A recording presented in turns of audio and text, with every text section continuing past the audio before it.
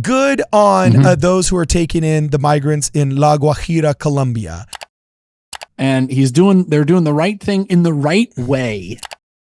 I just can't wait until we finally actually grow the spine to start our own paramilitary organization that goes out and fights all of these like bad drug cartels and the liberation armies in Africa and all these bad, you know what I'm saying? Quickly. Yeah, you know, like I'm glad we're handing out food, but when are we going to hand out the AK-47s?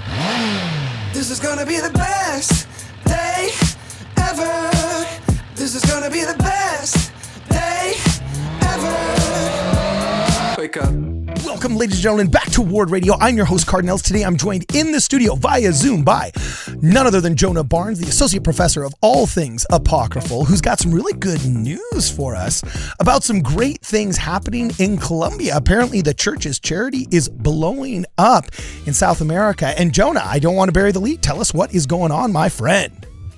So in Colombia, not Colombia. Solid pronunciation. Colombia. That was somewhere between awkward MTC missionary practicing for the first time and Valley Girl in Spanish class. But one of those two. Yo no hablar español. Okay? Yes. Okay. Down in Colombia, the church, which has had a presence there for about 50 years, has partnered with the World Food Program, the United Nations World Food Program, to donate $300,000, which will provide 218,000 different meals to over 1,000 children that they've identified as being malnourished or in need of food security in Colombia. Wow. It's a pretty cool program. They're especially targeting, well, it's really cool how they're specific and they don't just throw money at things. The church never throws money at things. There's been a lot of migration to Colombia. I think out of Venezuela, I think is where a lot of it's coming from. Yeah. People who are just pouring into Colombia, and these people have nothing. No, it has been really bad because of the communist takeover of Venezuela. Like when I served my mission in Argentina, I familiarized myself, being one of the PR representatives of the church, with a lot of the politics of South America, and the South American countries all hate each other. Bolivia hates Peru because of this war 70 years ago where they stole some of their land. And then, Peru can't stand how Chile stole their access to the sea. And then, they've fought over everything from Easter Island in the west to, Ushuaia in the south, and who actually lays claim to Antarctica. Like it's been brutal. Right. And interestingly, it used to be that as Venezuela was so oil wealthy, the Colombians were kind of like the mistreated immigrant, like illegal Mexican immigrants in the 90s being exploited for wages and for their situation and so on and so forth. That's what the Venezuelans kind of were doing to the Colombians, maltreating them, right? But then by the time Maduro and Hugo Chavez were done with 20 years of communism in Venezuela, now you've got Venezuelans utterly fleeing. And one of the first projects that I was going to do for what would become Radio del Barrio was actually talking with missionaries who were working in conjunction with a member of the church who was risking his life in small boats, smuggling at night members of the church in Venezuela, trying to cross the crocodile-infested waters that are the border between the two. And like literally patrols at night were looking for them, from what I understand, and they were smuggling like USSR style. We're talking like Cold War, let's get out of East Berlin style. They were smuggling people out of Venezuela, and there were members of the church. They were just trying to get some of the members out who were, starting to show up on lists and be the targets of some pretty bad violence in Venezuela. So yeah, they've been hit hard, my man. Yeah. They've been hit hard. Continue. Yeah. So you're absolutely right. The particular district that they're fleeing to from Venezuela is called La Guajira, and it's right on the border with Venezuela, up north on the Caribbean Sea. And there's lots of people pouring across into that area who are food insecure. And so Elder Jan Carlos Vega, who is a regional leader for the church, I don't know if he's a 70. I'm not sure what his calling is. But he's the guy who said, we got to do something about this. And he's partnering with the World Food Program. Now, we partner with the World Food Program in other places. I think we did a cup of cardin on that. Yes. It went to Liberia, yeah, I think it was. Exactly. I can't remember where it was. They They've were been all over the leveling world up with in this. Liberia was the name of the episode. Leveling up That's in Liberia. Right. Yeah, go check it out. It's a cool episode, especially about the Chocolate City Temple, which is very exciting. But the church has found a good partner. And when the church finds a reliable, honest partner in charity, it's going to use it a lot. And so from Liberia, now they've moved to Colombia, and they're helping a lot of these immigrants who come across with their food insecurity. They're particularly focusing on, and I think we have in the Discord a little snippet about this from the World Food Program page. They're specifically targeting nursing mothers or pregnant women with their food nutrition to hope that they get enough nutrition so that their children are born, obviously, as healthy as they can be. And so the first 3 years of life are vital for a child's development. The church knows this, so it's specifically targeting them. This is specific. This is targeted. This is direct. This is premeditated. The church is not throwing money at bureaucrats and hoping that it ends up in the hands of the people who need it. The church has done its homework on this. Yeah. And so it's going to the right people, and it's a wonderful program. And the church has donated, I'm not sure if they put a 300,000 USD is kind of the estimate that they put on this for having donated to Colombia. It's a great thing. And I also noticed that they say that they're doing a really good job of targeting existing food programs that just don't have enough supply in schools that are heavily affected by migrant children, which I think is a superb approach to try and augment what already exists. So I'm just going to read from the article here a little bit. Yeah, sure. Okay. Where it says, he recalled the importance of, I'm going to start at the beginning here, where it says more than 1,200 children, as you mentioned before, will benefit as part of a long-term process, which I like, because the long-term process is, as long as they don't bankrupt local food grocers and things like that, and don't have a negative secondary or tertiary impact, this seems like it's been well-vetted charity, right? That seeks to improve the nutrition of feeding the migrant population in La Guajira. So when there's an augment in population that can't be sustained by local infrastructure, I think it's wholly appropriate to try and cover that spread, not to wipe out the economy with a massive donation so you can pat yourself on the back and say, oh, look at me and what I did with my philanthropic millions. They're actually targeting places that can help. And I just wanted to name some names here that I thought was really interesting. World Food Program, Ernesto Gonzalez from our church, right? And then Elder Jan Carlos Vega, which, by the way, I just think Vega is one of the best Latino last names. Like, whenever I just hear Vega, I just think of Street Fighter. And I'm like, Street Fighter. Yeah, you know that guy's good. You know, he's fighting hunger. Vega style, right? Wasn't Vega the Spaniard in Yeah, and he had like a mask, and he had claws and like long hair. Yeah, exactly. Vega, right? Yeah. So anyway, there's a bunch of silly just boomer quotes where everybody just says, oh, thanks to so-and-so and so on and so forth. But the stat I found interesting was the church and the World Food Program have collaborated now for 10 years. I'm going to put this up on the calendar. For 10 years, United Nations World Food Program is the world's largest food assistance humanitarian organization, helping migrants receive nutritious food during great need. In the past, the church has contributed to this organization by providing food for nearly 7,500 migrant children and adolescents in La Guajira, Santa Marta, Valledupar, and Cúcuta, right? And that it also has humanitarian projects in 190 countries and territories. As we said in the Leveling Up in Liberia episode, hey, one of the only things I trust that the UN can do effectively is hand out donated food from rich organizations. You know what I'm saying? So like, in as much as that's the endeavor, like, by all means, this is one of the good things the UN does.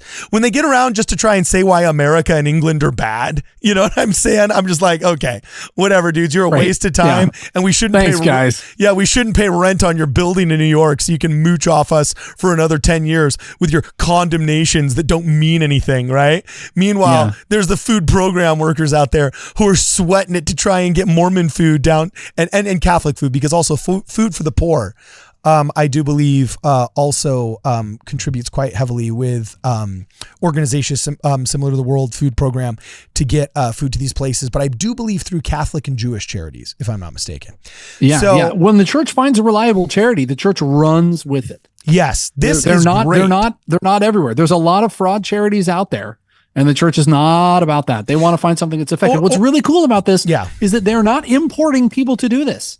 This is Elder Jan Carlos Vega, who is there on the ground. He knows these people. He lives there. He's going to stay there. He's not flying in from Paris or Chicago and then holding a press conference, taking photos, and then leaving. Yeah. He's a real local leader there. And so it makes the charity so much more effective, so much more trustworthy when you have somebody on the ground doing it. We actually have a photograph of Elder Carlos Vega, who before he was a leader in the church, he actually was a MMA fighter.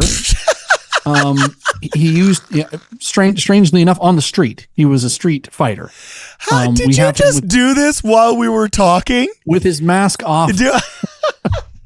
For those of you that are listening on the radio, if you're listening on the radio, he literally just superimposed the worst Photoshop ever. The worst Photoshop, but convincing enough Photoshop. I've seen worse memes online.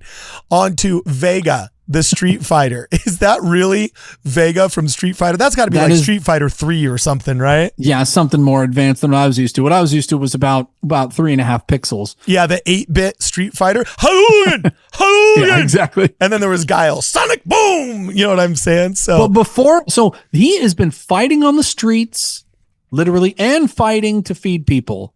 Yeah, there in Colombia. This Vega is a local guy. And they're doing the right thing in the right way. Yes, so this is awesome. And the last thing I will say before we close here, my man, is good on the Mormon Church for finding pre-existing systems that work for this food insecurity, because it's becoming a real thing, man.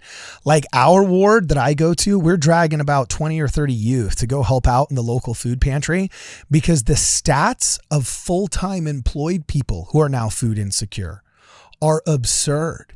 Because of Biden inflation, because of the housing crisis here in California, because of the expense of all living costs, whether it is your health insurance, your rent, your tire rotations, oil changes, and the expense of gas in our house. If you're a single mom and the price of gas goes up $1.50 any given weekend, like it will, all of a sudden your gas expense is $300, $400, $500 more per month. And if you're not covering that $300, $400, $500 spread because it already got taken up by a $300, $400, $500 increase in groceries that was already taken up by a $300, $400 increase in your health insurance, then how are you going to get groceries? The lines of people at these grocers getting free food who have passed the financial vetting process of these good organizations, like 40 or 50% of them are full-time employed, bro. Yeah, geez. Like you literally can be living in wide open suburbia in California. And we're not just talking the single mom that's working 2 waitress jobs here. We're talking like dual income families of careers that used to be perceived as enough to live modestly as a single home provider.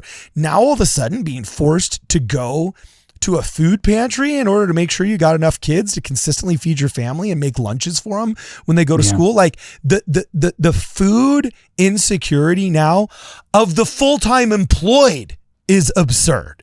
So anyway, good on the Church of Jesus Christ of Latter-day Saints for doing this. Good on those who are taking in the migrants in La Guajira, Colombia. And good on, what's his name? Ernesto Gonzalez, Deputy Director of the World Food Program in Colombia, teaming up with Elder Jan Carlos Vega, a regional church leader who is also there. Good on all you guys. This is the kind of happy crap that I love reporting in the morning. Anything I forgot before we close, Jonah?